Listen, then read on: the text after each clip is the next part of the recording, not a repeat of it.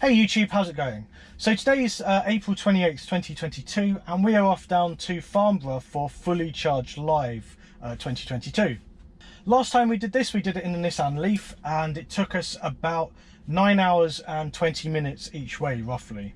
Obviously that's a very long journey time, and there were some issues with charger congestion and chargers that weren't working quite right. So we could have probably done it maybe in about 8.5 hours.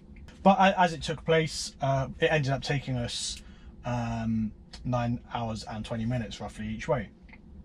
Now today I think things are going to be very different because we're here in the Tesla Model 3, and for one thing it's a much more efficient car.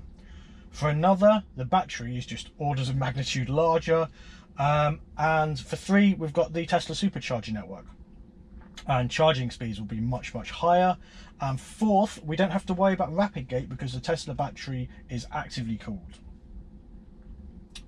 So our journey today, if I just zoom out ever so slightly, is from Middlesbrough up in the northeast of England down to Farnborough, which is in the southeast of England. I believe this journey is something like 350 miles, something like that. I'll get you the exact stats a bit later on. The first leg of our journey is 172 miles to the Rugby supercharger. The reason I've chosen the Rugby supercharger is because firstly it's a rather nice service area, which is Rugby Services. Secondly, it's the version 3 superchargers, so it's faster charging speeds at 250 kilowatts compared to the version 2s, which are 150 kilowatts. The other nice thing about the version 3 superchargers is that, unlike the version 2 superchargers, they don't throttle you if someone's in the bay next to you. Each charger has its own separate power source. So even if all the bays are full, everyone can pull 250 kilowatts without any issues. On the version 2 superchargers, while they're rated at 150, if it's busy and someone is in the bay directly next to you, because they're paired to a power source in groups of 2, and the power source is only rated for 150 kilowatts, if both chargers of a pair are in use, then each vehicle only gets 75 kilowatts each. So there are some significant advantages to using the version 3 superchargers. Additionally, Rugby supercharger is a little over halfway through my journey, so it's kind of close to that halfway point. It's a little bit further than halfway, but it's close enough. I haven't bothered charging the car to 100%. I've just charged it to about 79% today. 78, there we go. It's just dropped down a little bit there because I've been sat here with the aircon on for a little bit. So we're about to set off with 78%. It thinks we'll get to Rugby supercharger with 15% in the battery, and we'll only need to charge for 25 minutes. Now, I'm going to want a slightly longer break because I've been driving for a little while, and I'm going to want to get some lunch, so I'll probably stay there for about 40 minutes, take the opportunity to have some extra charge sat in the car, which will aid us with the journey home. We'll probably get to Rugby supercharger at about 1:25. It's saying that we'll get to Farnborough at just about 4:25. If we're staying for another 15-20 minutes, I think it's probably more likely we'll be getting there for around 4 o'clock. As far as this video goes, I'm going to try and keep the camera running throughout the journey, and I'll make a nice time lapse. Now I'm going to be listening through to music through the journey, so you're not going to be able to hear that because I don't want to get a copyright strike, so you'll probably have some nice non-copyright generic music over at a time lapse or something. If anything interesting happens on the journey, then obviously I will stop and I'll have a bit of a chat with you, but other than that, it's probably going to be a time lapse for the majority of it. I'm expecting this to be a much easier journey than in the Leaf. The journey time is, if we're going to get there at 4 and it's 10:27 now, that's 5.5 hours including a long lunch break, so that's knocking off best part of 4 hours off the journey time, which is insane. Are we actually going to get there at 4 o'clock, or is this just massively optimistic? So this is the longest journey I would have done in the Model 3 so far. I think the longest other journey I've done has probably been about 150 miles, something like that. For that journey that I did before, I found the car was pretty much bang on the money, both for arrival time and for the amount of battery we'd have at the destination. Obviously this can't take into account the state of the M25 and the state of the M1 because those roads are quite wildly unpredictable. But if there are, I suppose, any larger known traffic jams, maybe these times will update throughout the journey to take those into account, as it does have the active traffic which comes with the premium connectivity pack.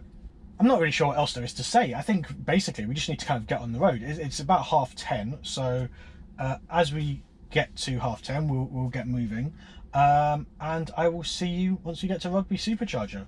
So we've got about 45 seconds, so we'll leave it as it hits 10:30, just so we've got a nice round number to depart on. Okay, right, it's just about to hit 10:30, so let's get on our way, and I'll see you probably at Rugby.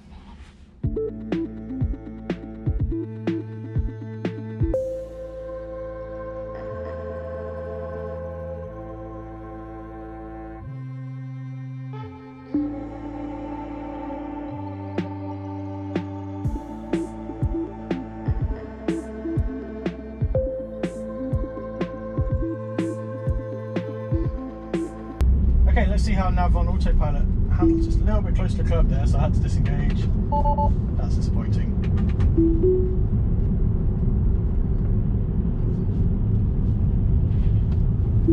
Again, close to the curb. I'm going to overtake this lorry, so I'm not going to do this myself.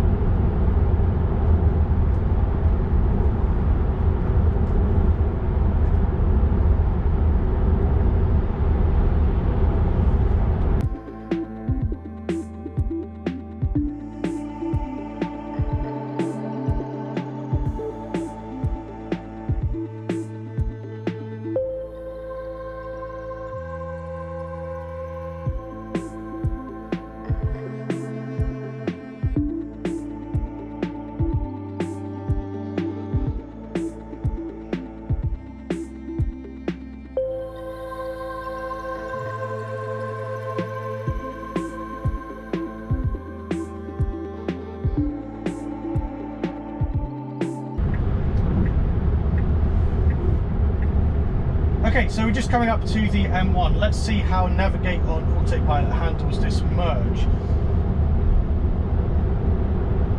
Now there's a few things that might happen. It might indicate out and move out cleanly, or it might just get pushed into the lane essentially by the left-hand solid white line. Now I have slowed down for this corner quite nicely. It is warning me that auto steer is limited, but it's slowed down enough to take it by itself. I'm holding the wheel just to be on the safe side.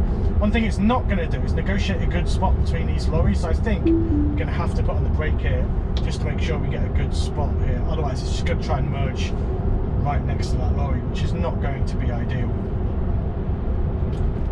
Let's see, if I re-enable it here, is it going to speed up or is it going to find a good spot to merge? It wants me to confirm a lane change, so I'll do that.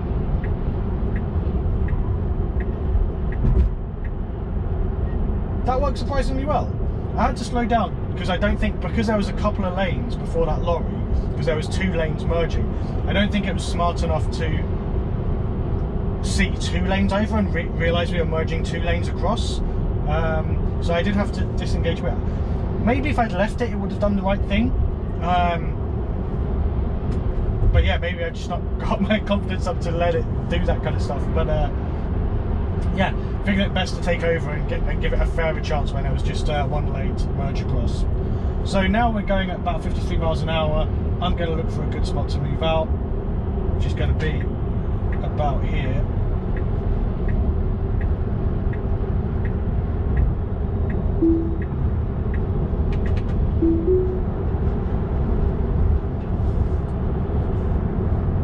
And then we're back off up to 70. All in all, pretty good. It was a difficult merge. Yeah, we'll see if with the next few merges, see what's going to happen. Now we don't actually have any merges for a while. I think the next one's going to be as we come up on the A1M. Yeah, so that's a good few miles away. 22 miles away, there you go, once we have to turn off the A1. So I'll probably catch up with you again then, and we'll see how it deals with that merge. It's a much simpler transition, to be honest. You just pick the left lane, or one of the left 3 lanes, and stay there. So I don't think it'll have too much issue with that one, but we'll check back in once we get there.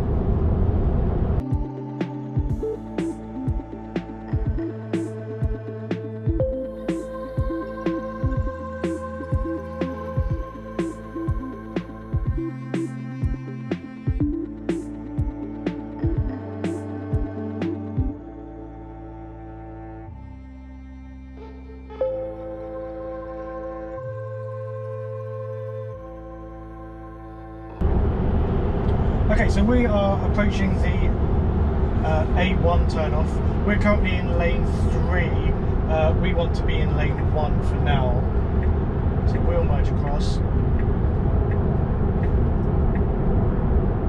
It's telling me there's an upcoming lane change. You can see it wants to move into that lane, but hasn't asked me to just yet.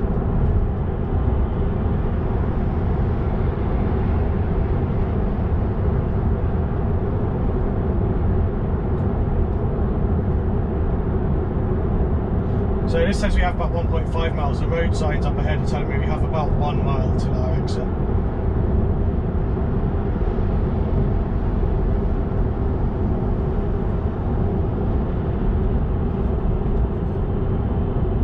So this is a tricky merge because we've got a... In 1 mile, take exit 43. Yeah, this is not great because there's a faster moving vehicle in my left. E15 towards A1, M62. So I'm going to overtake this lorry to be able to get back across, which is a bit weird.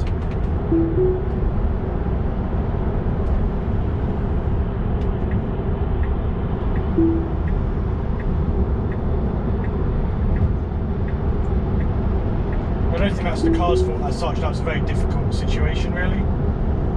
Now the car's going to need to find a spot to merge in. Now luckily we get an extra lane here, so I imagine once you get past... Okay, he wants me to merge now, really.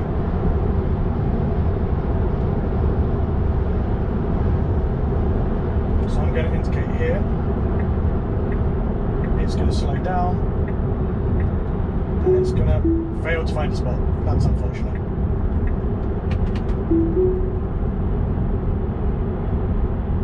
Yeah, he got a little bit spooked there and decided. 43 on the left. So he got a little bit spooked there and decided to bail out the lane change.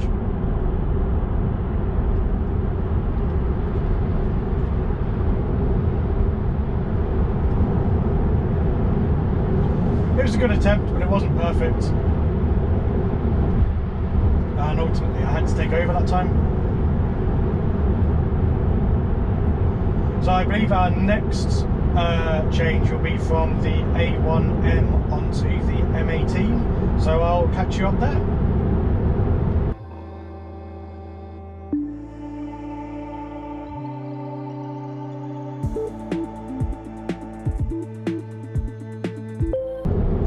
So it is really weird to be flying past all of these services and not stopping.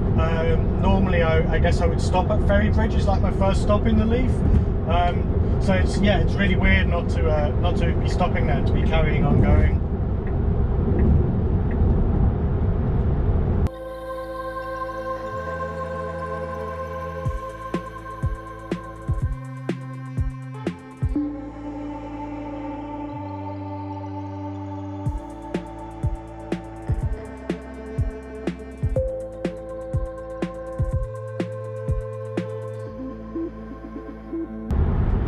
Okay, so we're about 3 miles out from our next junction, which is going to be joining the M18, although it says M180, so maybe there's a short stretch of that in between.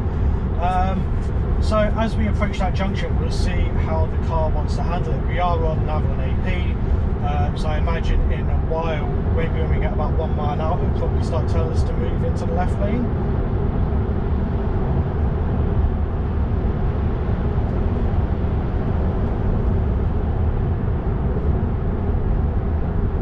It's telling me now to move out of the passing lane. It's not really doing that to follow route, but we'll lane change anyway. I think we may move out to overtake this lorry. We'll see what the car wants to do.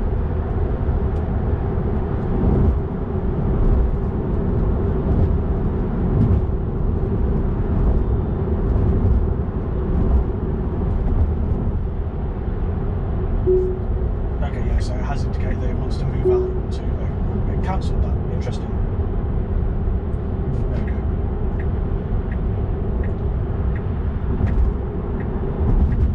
Okay, so we've still got 1.7 miles, which is plenty of time to overtake and get back in, I think. But there are a few lorries quite closely packed together, so maybe this wasn't the smartest move. Obviously it's difficult for the car to see too far ahead, at least in the current builds. Maybe that will be something that improves in future. Okay, so 1.3 miles out, so once we hit about 1 mile, once we overtake this lorry really out, if it were me, I'd be trying to get into that left lane. Exit 35 on the left onto M180 towards Sheffield. What's it going to do here? Okay, upcoming lane change, but it's not telling me to do it just yet.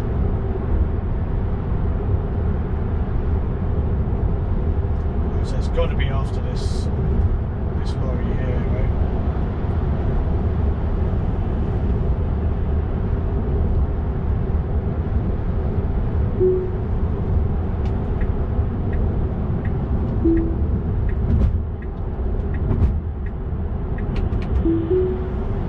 So I took over there because that car was coming up really fast behind us and we needed to get across.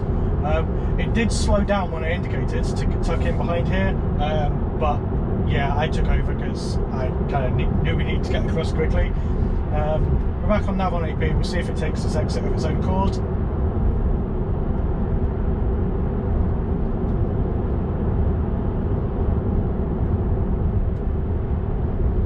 Now take exit 35 on the left. Fantastic. We did that on time. It's trying to tuck flat right lane, so I'm just going to push it over here.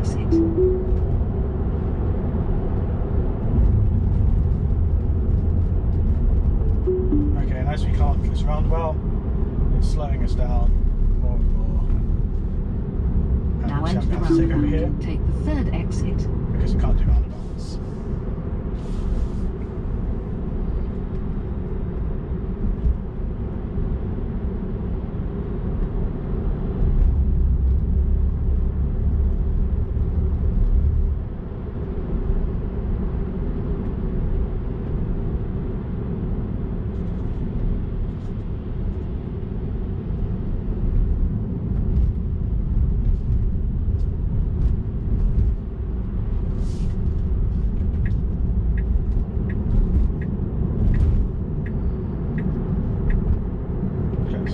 This lane, which may give it a better chance of merging, because it won't have two lanes to think about merging into. Let's see if it picks a good space. There's a lorry right there, so hopefully it wants to tuck in behind there. It is accelerating, but I think that's probably going to be the spot it chooses. Okay, so it's actually put on the wrong indicator, so I'm going to get the other way, which then gets us a lane change, and a little bit of a swerve at the end, and I didn't want to let it do that because that car was coming up quite fast behind us. It might have been okay, but I probably not want to do that when there's quite so much traffic around.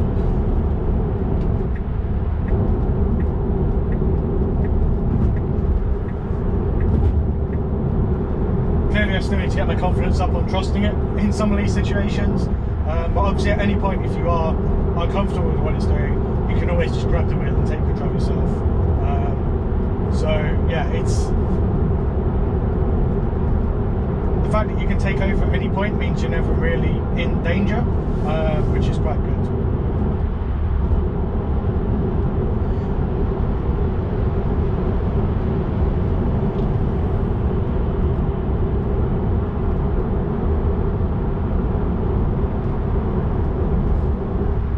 Okay, so next junction is in about 6 miles, and that's to join the M1, so we'll pick this back up once we get there.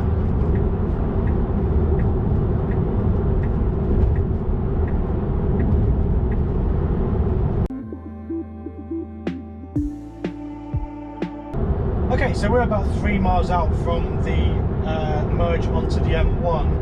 This one should be pretty straightforward. I believe lanes 2 and 3 just merge straight onto the M1, so it should just be a case of hopping into lane 2 and riding it out.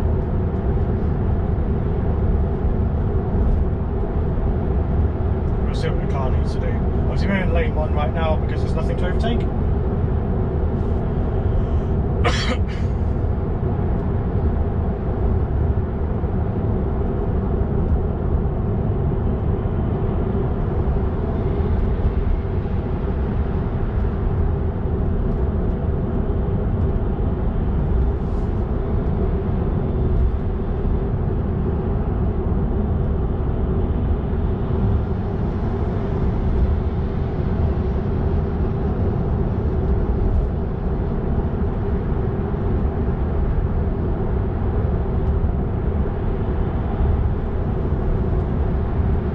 So I ignored that lane change obviously because they were going to be departing the road, and obviously then the car in front got a chance to speed up.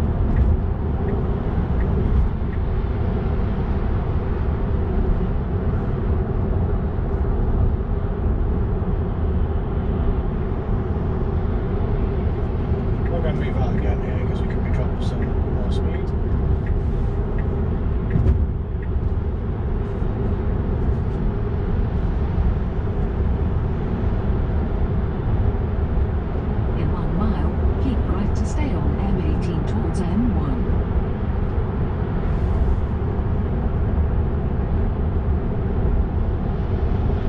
Okay, so we're 1 mile out, and essentially we just keep following this as it turns into a slip.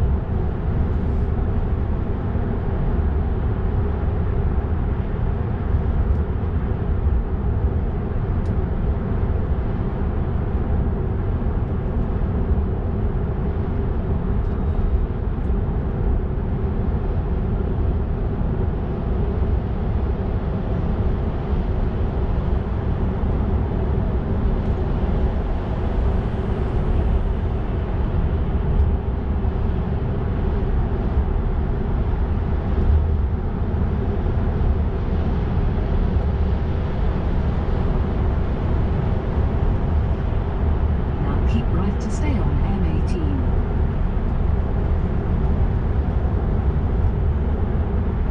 Okay, looking good. Now I'm going to merge left because there's nothing in that lane. I don't want to be hogging the passing lane.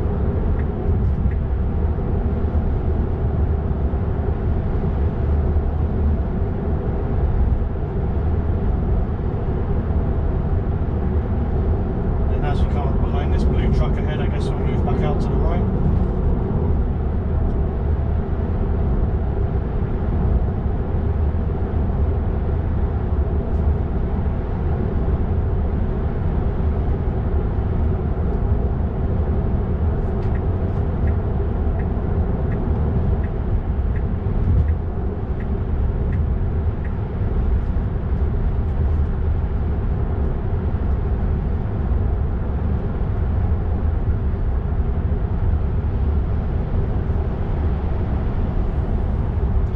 So again, we'll merge here from lane 2 just to give it a slightly better chance. It's not going to keep track of 2 lanes of traffic because I'm pretty sure it just doesn't do that.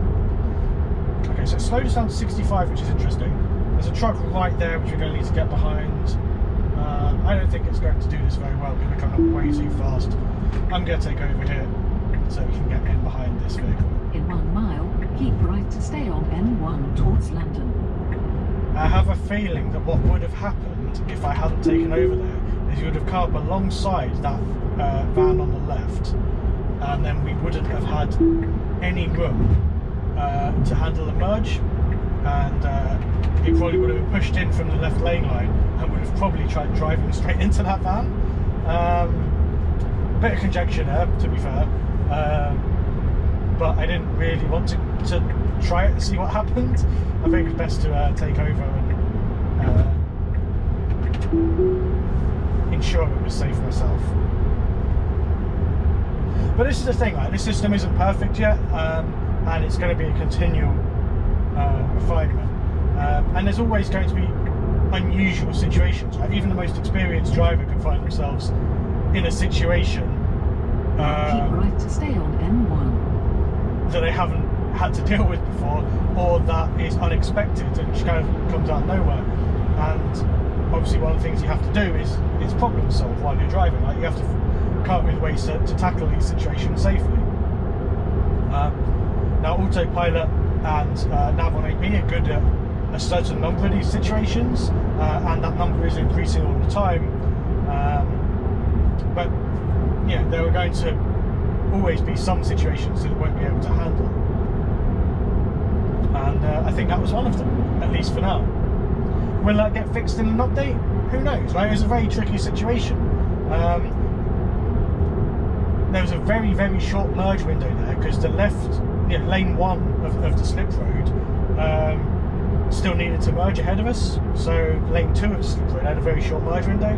So I suppose the only way it really could have gotten better at that is to do what I did, right? Pay more attention to what's happening in lane 1 of the road you're merging into, right? Try and look for a good spot to merge into, and if you don't see one, slow down until you get a spot. But yeah, an interesting one. I'm gonna move out here because it's telling me to. I don't think it's going to make much difference. We're travelling 69 and we'll get up to 70. I think it's being maybe a little bit impatient, but anyway.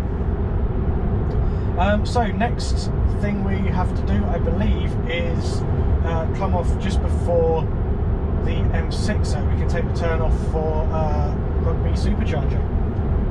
So yeah, I will see you once we get there.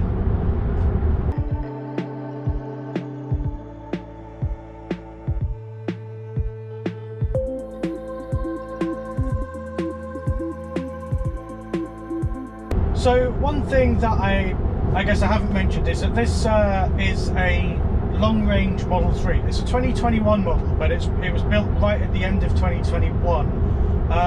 So it's actually got the battery and the more efficient hairpin motor from the 2022 Model 3, meaning that the rated range of this vehicle is actually 379 miles under EPA. Under WLTP. The EPA rated range when full is 360 miles. So when at 100% it says about 355 to 360 on that gauge there. So it's showing me right now we've got 150 miles available, and we've got 42% left in the battery, which is absolutely wild compared to the Leaf. So obviously the Leaf would show 150 at 100%, and we are just sailing past charging stop after charging stop. Compared to the Leaf, it's it's something else. This, it really is.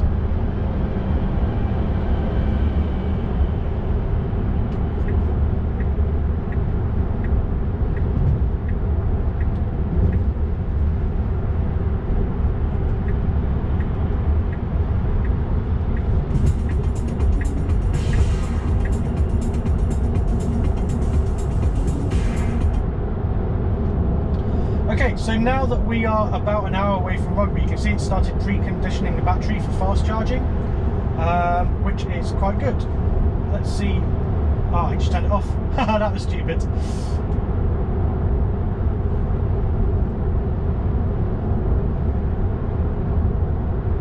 Okay, let's take that supercharger out and we'll re-add it in a second. Add charging.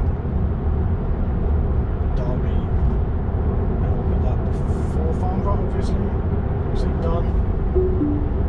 Okay, so we've got 9 bays available. Drive south on M1 for 5.6 miles. There we go. So if you do accidentally cancel preconditioning, take the supercharger out of your route, re-add it, and it will re-enable the preconditioning for you.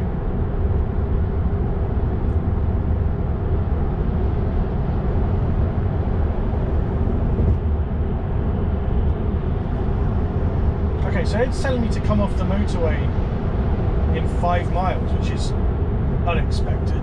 Let me zoom out a little bit. I suppose we're not that far from Derby. It's telling me there's 1 bay available right now, which is... that's why. Because we are not going to Derby Supercharger, we are going to Rugby Supercharger. That's what I've done wrong. So, let's reconfigure our route. Farnborough. I thought that was a bit soon. I thought we had an hour to go. Drive south on M1 for 26.7 miles. Rugby Supercharger. No, add 5 letters.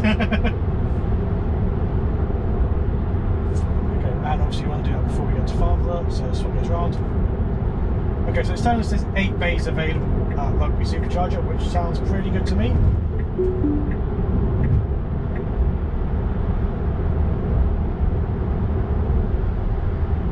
Drive south on M1 for 26.2 miles. Okay, and again that has re-enabled preconditioning. Now, does it need to be happening an hour out when I am driving, when I've been driving for about 2 hours already? Don't know, I would guess not, but I don't know what's going on in the internals of the battery, and I'm going to suggest that the car probably knows better than I do.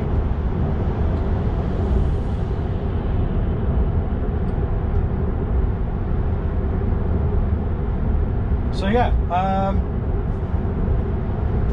make sure not to tap this preconditioning bit so I don't cancel that. He reckons we'll get there now with 17% in the battery. I wonder how accurate that's going to be with preconditioning now enabled. I guess we'll have to wait and see.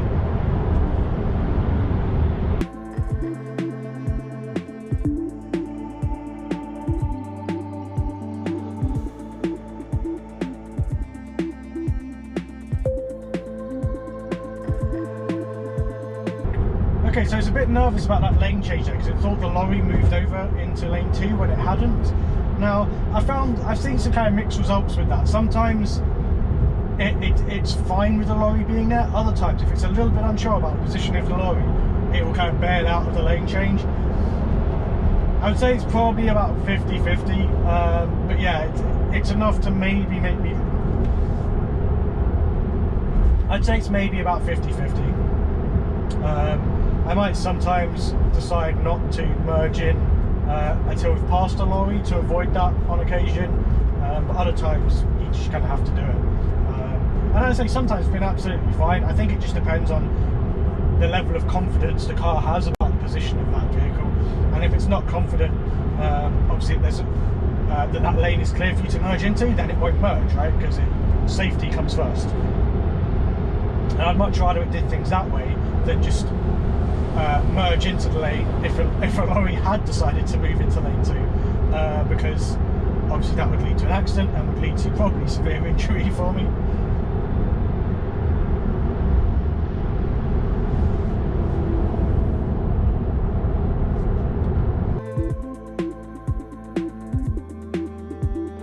Okay, interesting. So the car's decided to stop preconditioning.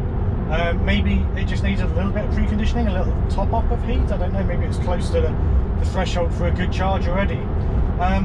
Just to make sure I hadn't cancelled it, I just removed the route and plugged it in again, and yeah, it's not re-enabled preconditioning, so it must be a deliberate change by the vehicle not to precondition for a solid hour all the way to Rugby, which is quite good to see.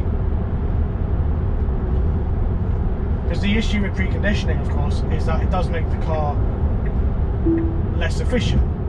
The whole point of preconditioning is to essentially waste some energy heating up the battery. So, as I understand it, it makes the drive motors sort of stall, and that kind of stalling, kind of starting and stopping, is more energy intensive on the battery, which causes it to heat up. And of course, by heating up, it actually makes it more receptive to the higher charge speed, which, as we're planning on hopping on a 250 kilowatt charger, is definitely something we would like to see.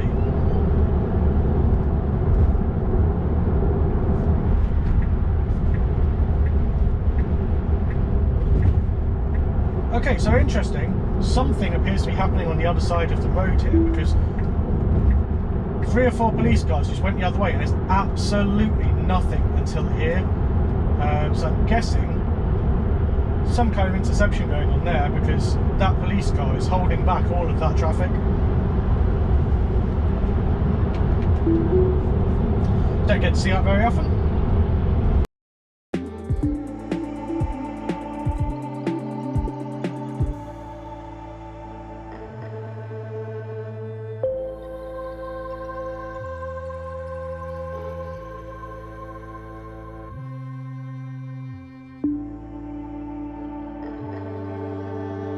Okay, so interestingly, the car has started preconditioning the battery again.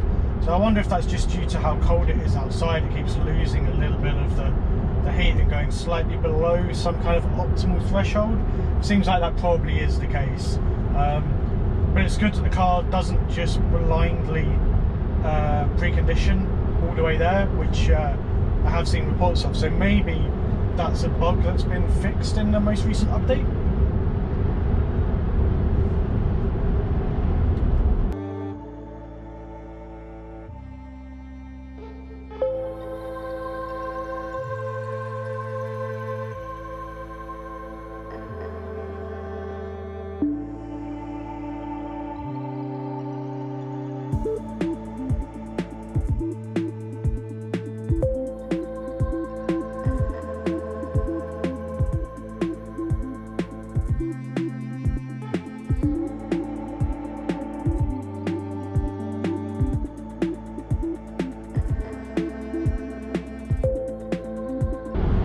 Okay, so we're about 3 miles out from the A4303 turn-off, which is where the sat-nav wants to take us to go to Rugby services. It takes us through a little bit of a detour, so we don't go down to the M6 and then back up. When we're departing further southbound, I think it will take us down the M6 and then rejoining the M1 from there.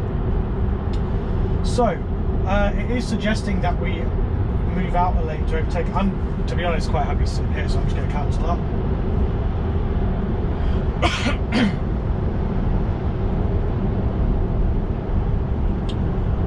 So yeah, we'll sit in lane 2 for now, overtake hopefully a couple more of these trucks, and then we'll get across to lane 1 to take the exit.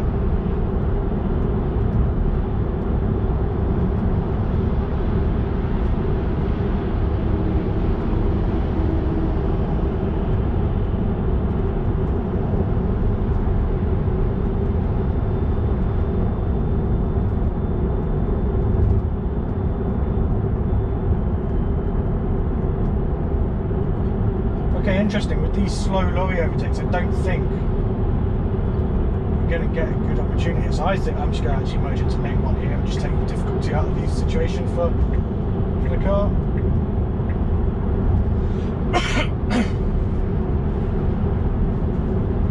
And that way all the car has to worry about is taking the exit.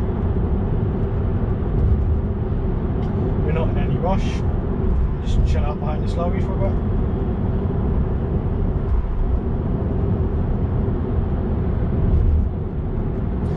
Definitely hear the additional motor line when it's preconditioning. Like, it's quite a bit louder. If you have the music on, like, it's not so bad, but you turn the music off like I have done now. Take exit 20 on the left towards Lutterworth. If you turn the music off like I have done now to talk to you, you can hear it. I don't know how well the camera's picking it up over the road noise. Probably isn't that audible, but yeah, I can definitely hear like a high pitched whine.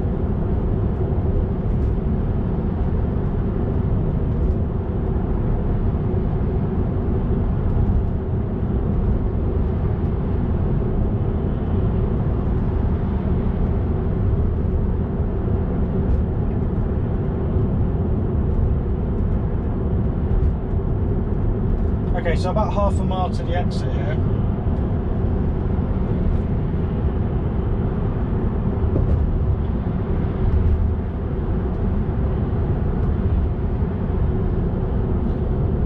So from experience, it doesn't turn the indicators on too early. I think it turns the indicator on pretty much as you get to the exit. So ignores the 300, ignores the 200 yard. If I was driving, personally, I'd probably stick the indicator on at about the 100 yard marker.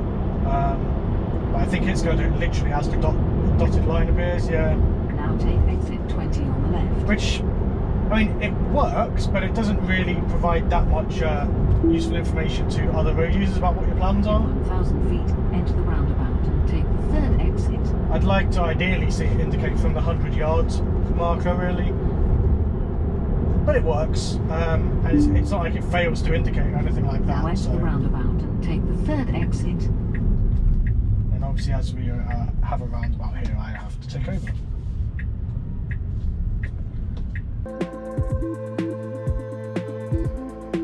Nice bit of sunshine. Been pretty grey and miserable all day so far. Temperatures kind of stuck about 11 degrees Celsius, but Yeah, finally a bit of sunshine. Okay, preconditioning stopped. So there's a bit of a gurgling sound from the there it is again. Don't know if that's like a compressor for the heating system. I know that the AC is all connected to the battery cooling system, so yeah, interesting noise. I suppose it just sounds like water running through pipes, really, but yeah, just not a sound you normally hear in a car.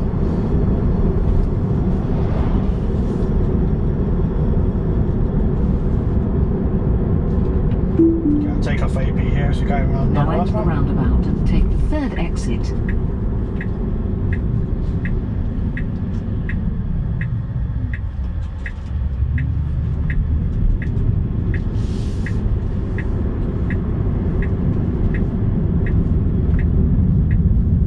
That was the third exit. I guess we're going around again.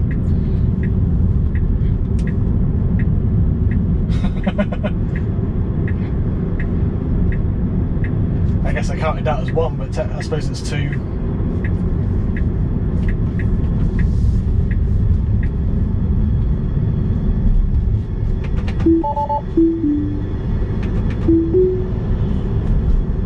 Oh well, no harm in going round about twice.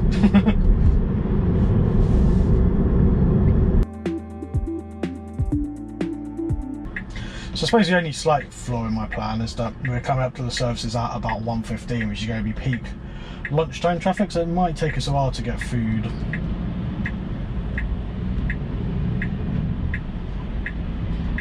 But if we end up stopping for longer than 40 minutes, then I can just move off to Supercharger if we get too full, I guess.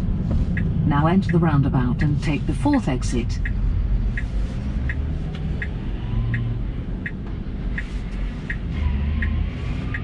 Okay, so we've got 6 bays free at the Supercharger, which is good. So I don't think we have any, I'm not going to have any problems with that, I don't think.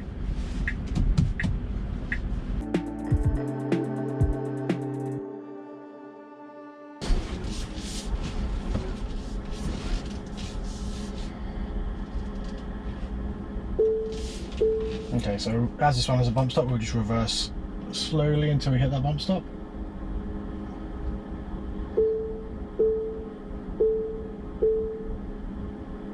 And there it is.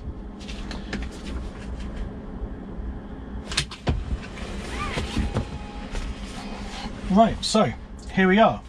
We have arrived. It's 1:18 PM. We've got 20% in the battery. Let's go get plugged into the Supercharger and see what rate of charge we pull.